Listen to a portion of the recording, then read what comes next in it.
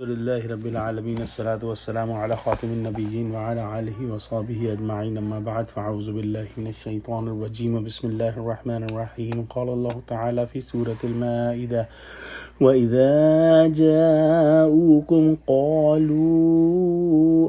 آمنا وقد دخلوا بالكفر وهم قد خرجوا به والله أعلم بما كانوا يكتمون ترجمہ اور جب یہ لوگ تمہارے پاس آتے ہیں تو کہتے ہیں کہ ہم ایمان لے آئے حالانکہ کفر لے کر آتے ہیں اور اسی کو لے کر جاتے ہیں اور جن باتوں کو یہ مخفی رکھتے ہیں ان کو خدا خوب جانتا ہے۔ جو لوگ مسلمانوں پر استہزاء کرتے اور ان پر طعن کرتے اور ان کا مذاق اڑاتے تھے انہی میں سے بعض مخصوص افراد کا یہاں پر بیان ہے جو کہ منافقین تھے، اور ان کے بارے میں ارشاد ہوا ہے کہ یہ غائبانہ تو مذہب اسلام پر طعن و تشنیع کرتے ہیں اور مسلمانوں کو مذاق اڑاتے ہیں، لیکن جب نبی کریم صلی اللہ علیہ وآلہ وسلم یا مخلص مسلمانوں سے ملتے ہیں تو اظہار نفاق اپنے آپ کو مسلمان ظاہر کرتے ہیں، حالانکہ شروع سے آخر تک ایک منٹ کے لیے بھی انہیں اسلام سے تعلق نہیں ہوا،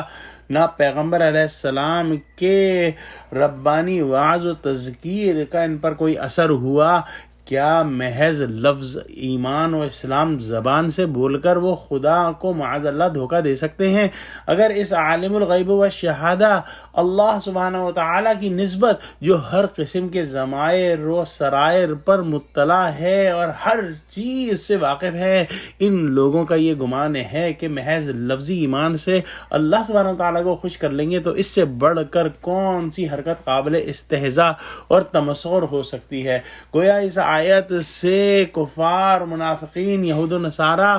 اور ان تمام لوگوں کو جو مسلمانوں پر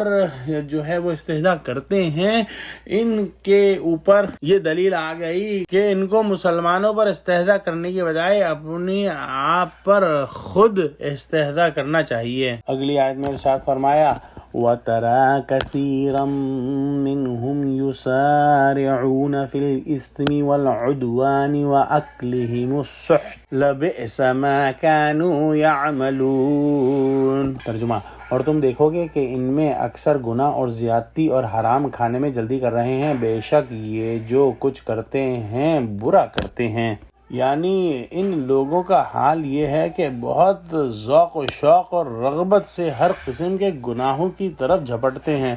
خواہ ان گناہوں کا اثر ان کی اپنی ذات تک محدود ہو یا دوسروں تک پہنچے۔ جن لوگوں کی اخلاقی حالت ایسی زبوں ہو اور حرام خوری ان کا شیوا ٹھہر گیا ہو، ان کی برائی میں کسے شبہ ہو سکتا ہے؟ یہ تو ان کے عوام کا حال تھا۔ آگے اگلی آیت میں ہم انشاءاللہ ان کے خواص کا حال پڑھیں گے۔ جس شخص کے دل میں بھی ایمان ہو اور اللہ کا ڈر ہو تو وہ گناہ کے کام، زیادتی اور حرام